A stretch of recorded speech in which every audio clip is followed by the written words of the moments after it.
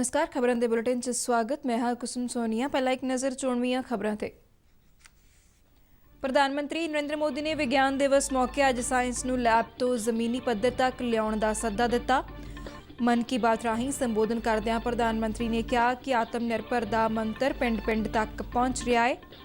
प्रधानमंत्री ने परीक्षा पे चर्चा प्रोग्राम विच विद्यार्थियों, मापियां अते अध्यापकों नूं अपने तजर्बे साझे करन लई कहा।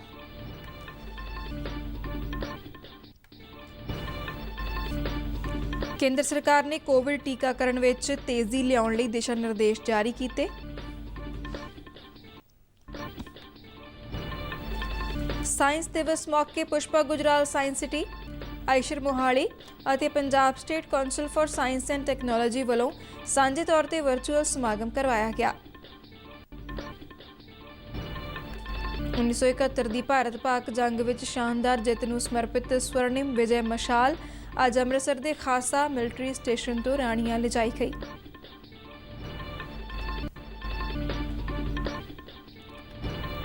सेहत मंत्री बलबीर सिंह सिद्धू ने कहा है कि सेहत ते सिक्ख्या पंजाब सरकार दीआं मुढ़लीआं तरजीहां च शामिल होण करके पिछले 4 सालों दौरान इन्हां खेत्रां च वड्डे सुधार लिआंदे गए ने। बलबीर सिंह सिद्धू वालों घनौर स्थित CHC नूं डिवीजन हस्पताल बनाए जाण दा नींह पत्थर रखा गया।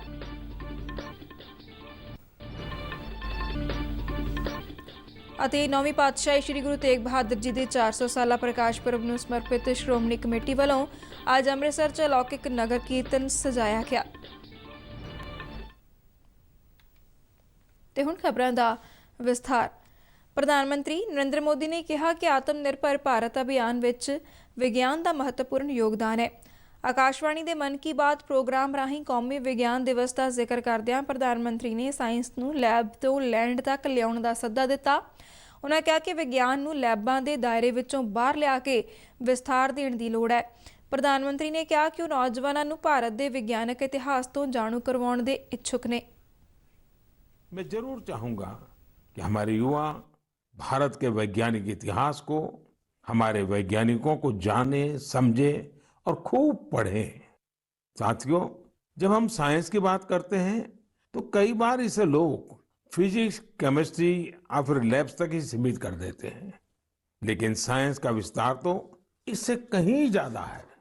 और आत्मनिर्भर भारत अभियान में साइंस की शक्ति का बहुत योगदान भी है।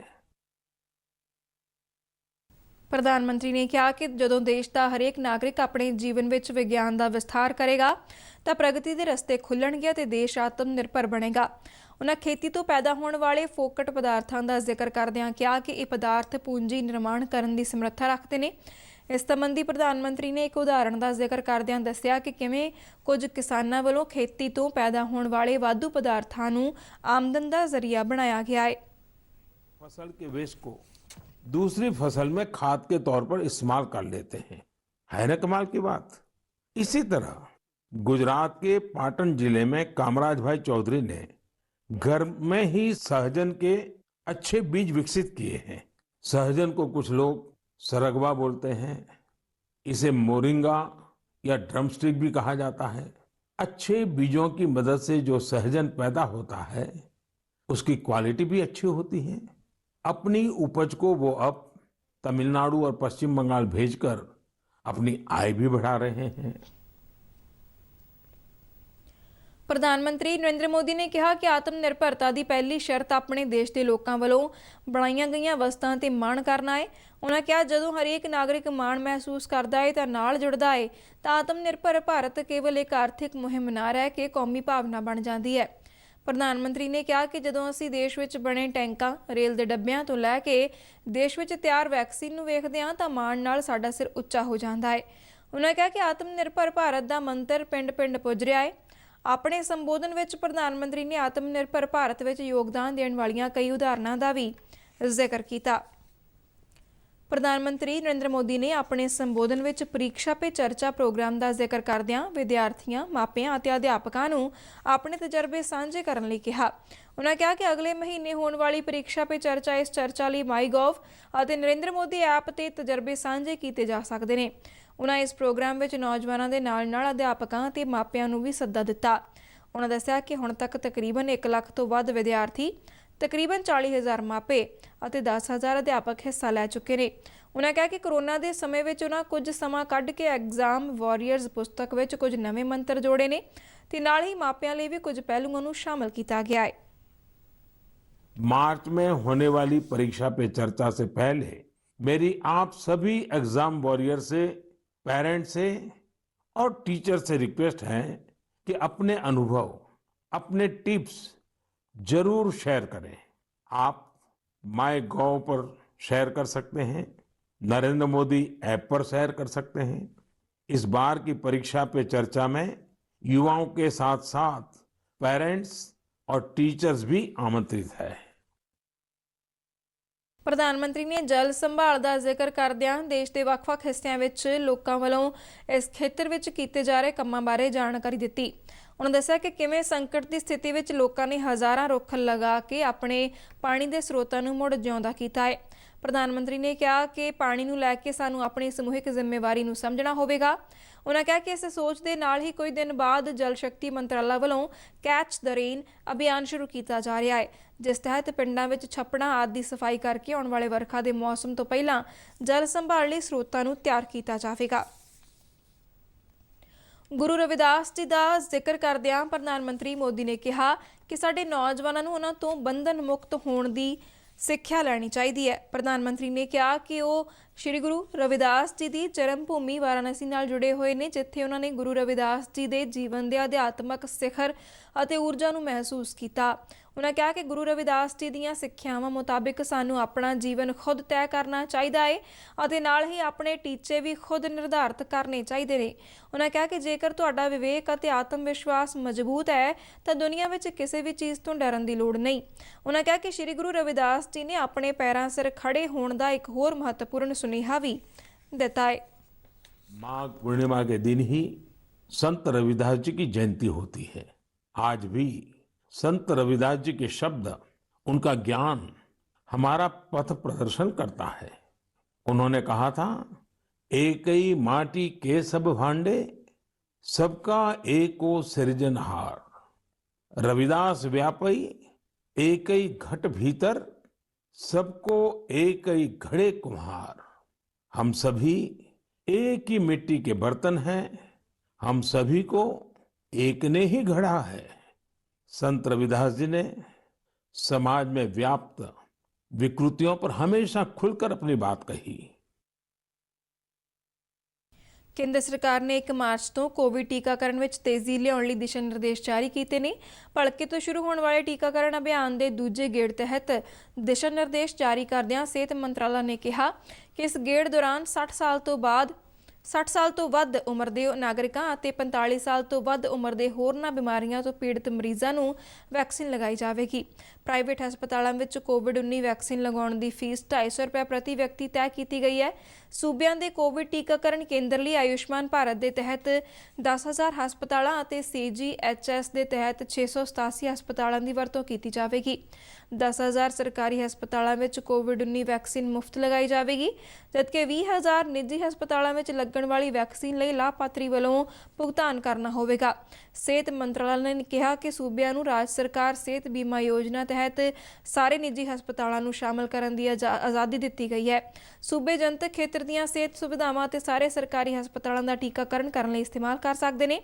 ਕੇਂਦਰੀ ਸਿਹਤ ਸਕੱਤਰ ਰਾਜੇਸ਼ ਭੂਸ਼ਣ ਨੇ ਸੂਬਿਆਂ ਅਤੇ ਕੇਂਦਰ ਸ਼ਾਸਤ ਪ੍ਰਦੇਸ਼ਾਂ ਦੇ ਸਿਹਤ ਸਕੱਤਰ ਅਤੇ ਕੌਮੀ ਸਿਹਤ ਮਿਸ਼ਨ ਦੇ ਮਿਸ਼ਨ ਡਾਇਰੈਕਟਰਾਂ ਨਾਲ ਬੀਤੇ ਦਿਨੀ ਵੀਡੀਓ ਕਾਨਫਰੰਸ ਰਾਹੀਂ ਟੀਕਾਕਰਨ ਸੰਬੰਧੀ ਗੱਲਬਾਤ ਕੀਤੀ। ਇਸ ਮੀਟਿੰਗ ਦੌਰਾਨ ਸੂਬਿਆਂ ਨੂੰ ਰਜਿਸਟ੍ਰੇਸ਼ਨ ਦੇ 3 ਵੱਖ-ਵੱਖ ਢੰਗਾਂ ਬਾਰੇ ਜਾਣਕਾਰੀ ਦਿੱਤੀ ਗਈ। ਇਹਨਾਂ ਵਿੱਚ advance self registration, on-site registration ਅਤੇ ਫੈਸਿਲਿਟੇਟਡ ਰਜਿਸਟ੍ਰੇਸ਼ਨ ਸ਼ਾਮਲ ਨੇ। ਕੌਮੀ ਵਿਗਿਆਨ ਦਿਵਸ ਮੌਕੇ ਅੱਜ Pushpa Gujral science city, IISER Mohali ਅਤੇ Punjab state council for science and technology ਵੱਲੋਂ ਸਾਂਝੇ ਤੌਰ ਤੇ ਵਰਚੁਅਲ ਸਮਾਗਮ ਕਰਵਾਇਆ ਗਿਆ, ਜਿਸ ਵਿੱਚ ਪੰਜਾਬ, ਹਰਿਆਣਾ, ਦਿੱਲੀ ਅਤੇ ਗੁਆਂਢੀ ਸੂਬਿਆਂ ਦੇ ਵੱਖ-ਵੱਖ ਸਕੂਲਾਂ ਦੇ 200 ਤੋਂ ਵੱਧ ਵਿਦਿਆਰਥੀਆਂ ਤੇ ਅਧਿਆਪਕਾਂ ਨੇ ਹਿੱਸਾ ਲਿਆ। ਰਾਸ਼ਟਰੀ ਵਿਗਿਆਨ ਦਿਵਸ ਦਾ ਇਸ ਵਰ੍ਹੇ ਦਾ ਥੀਮ ਵਿਗਿਆਨ, ਤਕਨਾਲੋਜੀ ਅਤੇ ਇਨੋਵੇਸ਼ਨ ਦਾ ਭਵਿੱਖ ਅਤੇ ਇਸ ਦੇ ਸਿੱਖਿਆ, ਮੁਹਾਰਤ ਤੇ ਕੰਮ ਤੇ ਪ੍ਰਭਾਵ ਰੱਖਿਆ ਗਿਆ। ਵਿਦਿਆਰਥੀਆਂ ਨੂੰ ਸੰਬੋਧਨ ਕਰਦਿਆਂ ਸਾਇੰਸ ਸਿਟੀ ਦੀ ਡਾਇਰੈਕਟਰ ਜਨਰਲ ਨੀਲਮਾ ਜਰਥ ਨੇ ਕਿਹਾ ਕਿ ਸਾਇੰਸ ਦਿਵਸ ਉੱਘੇ ਵਿਗਿਆਨੀ CB ਰਮਨ ਦੀ ਯਾਦ ਵਿੱਚ ਮਨਾਇਆ ਜਾਂਦਾ ਹੈ, ਜਿਨ੍ਹਾਂ ਨੇ ਰਮਨ ਪ੍ਰਭਾਵ ਦੀ ਖੋਜ ਕੀਤੀ ਸੀ। ਉਨ੍ਹਾਂ ਕਿਹਾ ਕਿ ਵਿਗਿਆਨ ਤੇ ਤਕਨਾਲੋਜੀ ਦੇਸ਼ ਨੂੰ ਚਲਾਉਣ ਵਾਲੇ ਡਰਾਈਵਰ ਨੇ ਅਤੇ ਵਿਗਿਆਨ ਰਾਹੀਂ ਹੀ ਵਿਕਾਸ ਦੇ ਰਾਹ ਵਿੱਚ ਆਉਣ ਵਾਲੀਆਂ ਚੁਣੌਤੀਆਂ ਨੂੰ ਦੂਰ ਕੀਤਾ ਜਾ ਸਕਦਾ ਹੈ। ਨੀਲਿਮਾ ਜਾਰਥ ਨੇ ਵਿਦਿਆਰਥੀਆਂ ਨੂੰ ਵਿਗਿਆਨ ਪੜ੍ਹਨ ਦੇ ਨਾਲ-ਨਾਲ ਇਸ ਨੂੰ ਜ਼ਿੰਦਗੀ ਵਿੱਚ ਅਮਲ ਵਿੱਚ ਲਿਆਉਣ ਲਈ ਆਖਿਆ।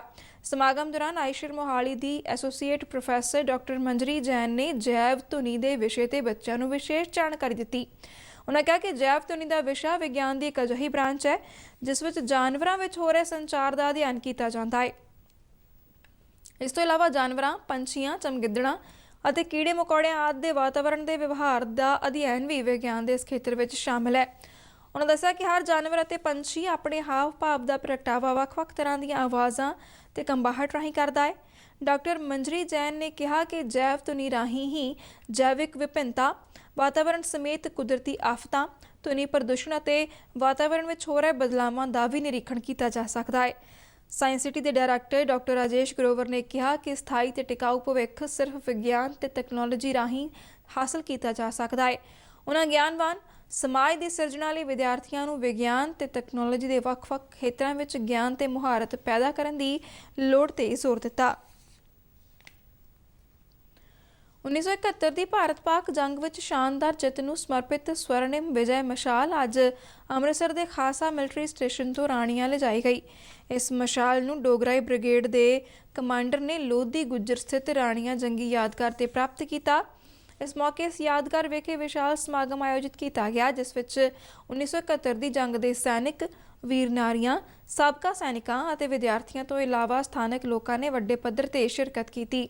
ਸਮਾਗਮ ਦੌਰਾਨ 1971 ਦੀ ਜੰਗ ਵਿੱਚ ਹਿੱਸਾ ਲੈਣ ਵਾਲੇ ਅਤੇ ਸ਼ਹੀਦ ਹੋਏ ਸੈਨਿਕਾਂ ਦੇ ਪਰਿਵਾਰਾਂ ਨੂੰ ਸਨਮਾਨਿਤ ਕੀਤਾ ਗਿਆ। ਰਾਣੀਆਂ ਜੰਗੀ ਮੈਮੋਰੀਅਲ ਤੇ ਸੇਵਾ ਮੁਕਤ ਬ੍ਰਿਗੇਡੀਅਰ JS ਜਸਵਾਲ ਸਮੇਤ ਅਨੇਕਾਂ ਸੈਨਿਕਾਂ ਅਤੇ ਸਾਬਕਾ ਸੈਨਿਕਾਂ ਨੇ ਫੁੱਲਾਂ ਦੀ ਮਾਲਾ ਚੜ੍ਹਾ ਕੇ ਸ਼ਰਧਾਂਜਲੀ ਭੇਟ ਕੀਤੀ। ਇਸੇ ਥਾਂ ਤੇ ਹੀ ਕੋਈ 50 ਵਰ੍ਹੇ ਪਹਿਲਾਂ 3-4 ਦਸੰਬਰ ਦੀ ਦਰਮਿਆਨੀ ਰਾਤ ਭਾਰਤ-ਪਾਕ ਜੰਗ ਦੌਰਾਨ ਬ੍ਰਿਗੇਡੀਅਰ JS ਜਸਵਾਲ ਨੇ ਦੁਸ਼ਮਣ ਦੇ ਦੰਦ ਖੱਟੇ ਕੀਤੇ ਸਨ। ਉਸ ਵੇਲੇ ਬ੍ਰਿਗੇਡੀਅਰ ਜਸਵਾਲ ਸੈਕੰਡ ਲੈਫਟੀਨੈਂਟ ਸਨ। ਜ਼ਖਮੀ ਹੋਣ ਦੇ ਬਾਵਜੂਦ ਉਹਨਾਂ ਦੁਸ਼ਮਣ ਫੌਜ ਨੂੰ ਮੂੰਹ ਤੋੜ ਜਵਾਬ ਦਿੱਤਾ। ਸਮਾਗਮ ਦੌਰਾਨ ਭਾਰਤੀ ਫੌਜ ਦੀ ਜੈਜ਼ ਬੈਂਡ ਤੇ ਪਾਈਪ ਬੈਂਡ ਵੱਲੋਂ ਦੇਸ਼ ਭਗਤੀ ਦੇ ਗੀਤ ਅਤੇ ਮਾਰਸ਼ਲ ਧੁਨਾਂ ਵਜਾਈਆਂ ਗਈਆਂ। ਭਾਰਤੀ ਫੌਜ ਦੀ ਟੀਮ ਨੇ ਰਾਣੀਆਂ ਜੰਗੀ ਮੈਦਾਨ ਦੀ ਮਿੱਟੀ ਵੀ ਇਕੱਠੀ ਕੀਤੀ ਜਿਸ ਨੂੰ ਨਵੀਂ ਦਿੱਲੀ ਸਥਿਤ ਕੌਮੀ ਜੰਗੀ ਯਾਦਗਾਰ ਦਾ ਹਿੱਸਾ ਬਣਾਉਣ ਲਈ ਲਿਜਾਇਆ ਜਾਵੇਗਾ। ਪੰਜਾਬ ਦੇ ਸਿਹਤ ਤੇ ਪਰਿਵਾਰ ਭਲਾਈ ਮੰਤਰੀ ਬਲਬੀਰ ਸਿੰਘ ਸਿੱਧੂ ਨੇ ਕਿਹਾ ਹੈ ਕਿ ਸਿਹਤ ਤੇ ਸਿੱਖਿਆ ਪੰਜਾਬ ਸਰਕਾਰ ਦੀਆਂ ਮੁੱਢਲੀਆਂ ਤਰਜੀਹਾਂ ਵਿੱਚ ਸ਼ਾਮਲ ਹੋਣ ਕਰਕੇ ਪਿਛਲੇ 4 ਸਾਲਾਂ ਦੌਰਾਨ ਇਹਨਾਂ ਖੇਤਰਾਂ ਵਿੱਚ ਵੱਡੇ ਸੁਧਾਰ ਲਿਆਂਦੇ ਗਏ ਨੇ। ਸਿੱਧੂ ਨੇ ਅੱਜ ਪਟਿਆਲਾ ਜ਼ਿਲ੍ਹੇ ਦੇ ਘਨੌਰ ਸਥਿਤ ਕਮਿਊਨਿਟੀ ਹੈਲਥ ਸੈਂਟਰ ਨੂੰ ਅਪਗ੍ਰੇਡ ਕਰਕੇ ਸਬ ਡਿਵੀਜ਼ਨ ਹਸਪਤਾਲ ਬਣਾਏ ਜਾਣ ਲਈ ਨੀਂਹ ਪੱਥਰ ਰੱਖੇ ਜਾਣ ਮਗਰੋਂ ਇਹ ਗੱਲ ਆਖੀ। ਇਸ ਹਸਪਤਾਲ ਦੇ ਨਵੀਨੀਕਰਨ ਤੇ 10 ਕਰੋੜ ਰੁਪਏ ਦੀ ਲਾਗਤ ਆਵੇਗੀ। ਸਿਹਤ ਮੰਤਰੀ ਨੇ ਐਲਾਨ ਕੀਤਾ ਕਿ ਘਨੌਰ ਹਸਪਤਾਲ ਵਿਖੇ ਮਾਈ ਦੌਲਤਾਂ ਜੱਚਾ ਬੱਚਾ ਕੇਂਦਰ ਸਥਾਪਿਤ ਕਰਨ ਤੋਂ ਇਲਾਵਾ MIR ਤੇ CT ਸਕੈਨ ਸਹੂਲਤਾਂ ਵੀ ਮੁਹੱਈਆ ਕਰਵਾਈਆਂ ਜਾਣਗੀਆਂ। ਉਨ੍ਹਾਂ ਦੱਸਿਆ ਕਿ ਮੁੱਖ ਮੰਤਰੀ ਕੈਪਟਨ ਅਮਰਿੰਦਰ ਸਿੰਘ ਦੀ ਅਗਵਾਈ ਹੇਠ ਕੋਰੋਨਾ ਮਹਾਮਾਰੀ ਉੱਪਰ ਕਾਬੂ ਪਾਉਣ ਲਈ ਪੰਜਾਬ ਸਰਕਾਰ ਗੰਭੀਰ ਉਪਰਾਲੇ ਕਰ ਰਹੀ ਹੈ। ਉਨ੍ਹਾਂ ਇਹ ਵੀ ਦੱਸਿਆ ਕਿ ਲੋਕਾਂ ਨੂੰ ਬਿਹਤਰ ਸਿਹਤ ਸਹੂਲਤਾਂ ਪ੍ਰਦਾਨ ਕਰਨ ਲਈ ਸਿਹਤ ਵਿਭਾਗ ਵਿੱਚ ਡਾਕਟਰਾਂ, ਨਰਸਾਂ, ਪੈਰਾਮੈਡੀਕਲ, ਵਾਰਡ ਅਟੈਂਡੈਂਟ ਆਦਿ ਦੀਆਂ 4000 ਖਾਲੀ ਅਸਾਮੀਆਂ ਭਰੀਆਂ ਗਈਆਂ ਨੇ। ਅੱਜ ਦੇ ਸਮਾਗਮ ਵਿੱਚ ਵਿਧਾਨਕਾਰ ਮਦਨ ਲਾਲ ਜਲਾਲਪੁਰ, ਲੋਕ ਸਭਾ ਮੈਂਬਰ ਪ੍ਰਨੀਤ ਕੌਰ ਤੇ ਹੋਰ ਉੱਘੀਆਂ ਸ਼ਖਸੀਅਤਾਂ ਵੀ ਮੌਜੂਦ ਸਨ। ਨੌਵੇਂ ਪਾਤਸ਼ਾਹ ਸ੍ਰੀ ਗੁਰੂ ਤੇਗ ਬਹਾਦਰ ਜੀ ਦੇ 400 ਸਾਲਾ ਪ੍ਰਕਾਸ਼ ਪੁਰਬ ਨੂੰ ਸਮਰਪਿਤ ਸ਼੍ਰੋਮਣੀ ਕਮੇਟੀ ਵੱਲੋਂ ਅੱਜ ਅੰਮ੍ਰਿਤਸਰ ਵਿੱਚ ਅਲੌਕਿਕ ਨਗਰ ਕੀਰਤਨ ਸਜਾਇਆ ਗਿਆ। ਇਹ ਨਗਰ ਕੀਰਤਨ ਸ੍ਰੀ ਅਖੰਡ ਪਾਠ ਸਾਹਿਬ ਜੀ ਦੇ ਭੋਗ ਉਪਰੰਤ ਸ੍ਰੀ ਅਕਾਲ ਤਖਤ ਸਾਹਿਬ ਤੋਂ ਸ੍ਰੀ ਗੁਰੂ ਗ੍ਰੰਥ ਸਾਹਿਬ ਜੀ ਦੀ ਛਤਰ ਛਾਇਆ ਤੇ ਪੰਜ ਪਿਆਰਿਆਂ ਦੀ ਅਗਵਾਈ ਹੇਠ ਖਾਲਸਾਈ ਜਾਹੋ ਜਲਾਲ ਨਾਲ ਆਰੰਭ ਹੋਇਆ, ਜੋ ਸੋਹੀਆਂ ਕਲਾਂ, ਮਜੀਠਾ ਤੇ ਰਈਆ ਸਮੇਤ ਵੱਖ-ਵੱਖ ਪਿੰਡਾਂ ਨਗਰਾਂ ਤੋਂ ਹੁੰਦਾ ਹੋਇਆ ਦੇਰ ਸ਼ਾਮ ਸ੍ਰੀ ਗੁਰੂ ਸਾਹਿਬ ਦੇ ਤਪ ਸਥਾਨ ਬਾਬਾ ਬਕਾਲਾ ਸਾਹਿਬ ਵਿਖੇ ਸੰਪੰਨ ਹੋਇਆ। ਨਗਰ ਕੀਰਤਨ ਰਵਾਨਾ ਹੋਣ ਮੌਕੇ ਸ੍ਰੀ ਅਕਾਲ ਤਖਤ ਸਾਹਿਬ ਦੇ ਮੁੱਖ ਗ੍ਰੰਥੀ ਗਿਆਨੀ ਮਲਕੀਤ ਸਿੰਘ, ਸ਼੍ਰੋਮਣੀ ਕਮੇਟੀ ਦੇ ਜਨਰਲ ਸਕੱਤਰ ਐਡਵੋਕੇਟ ਭਗਵੰਤ ਸਿਆਲਕਾ ਸਮੇਤ ਅਨੇਕਾਂ ਪੰਥਕ ਹਸਤੀਆਂ, ਬੈਂਡ ਪਾਰਟੀਆਂ, ਸ਼ਬਦੀ ਜੱਥੇ ਅਤੇ ਗੁਰੂ ਜਸ ਗਾਇਨ ਕਰਦੀਆਂ ਸੰਗਤਾਂ ਵੱਡੀ ਗਿਣਤੀ ਵਿੱਚ ਸ਼ਾਮਲ ਹੋਈਆਂ। ਸ਼੍ਰੀ ਅਕਾਲ ਤਖਤ ਦੇ ਮੁੱਖ ਗ੍ਰੰਥੀ ਗਿਆਨੀ ਮਲਕੀਤ ਸਿੰਘ ਨੇ ਦੱਸਿਆ ਕਿ STPC ਵੱਲੋਂ ਸ਼੍ਰੀ ਗੁਰੂ ਤੇਗ ਬਹਾਦਰ ਜੀ ਦੇ 400 ਸਾਲਾ ਪ੍ਰਕਾਸ਼ ਪੁਰਬ ਸੰਬੰਧੀ ਅਨੇਕਾਂ ਸਮਾਗਮ ਉਲੀਕੇ ਜਾ ਰਹੇ ਨੇ, ਜਿਨ੍ਹਾਂ ਦੀ ਸੰਪੂਰਨਤਾ 1 ਮਈ 2021 ਨੂੰ ਪ੍ਰਕਾਸ਼ ਪੁਰਬ ਮੌਕੇ ਗੁਰੂ ਸਾਹਿਬ ਜੀ ਦੇ ਜਨਮ ਅਸਥਾਨ ਗੁਰਦੁਆਰਾ ਗੁਰੂ ਕੇ ਮਹਿਲ ਵਿਖੇ ਕੀਤੇ ਜਾਣ ਵਾਲੇ ਮੁੱਖ ਸਮਾਗਮ ਨਾਲ ਹੋਵੇਗੀ। ਇਸ ਦੇ ਨਾਲ ਹੀ ਖਬਰਾਂ ਦਾ ਬੁਲੇਟਿਨ ਖਤਮ ਹੁੰਦਾ ਹੈ। ਆਗਿਆ ਦਿਓ। ਧੰਨਵਾਦ।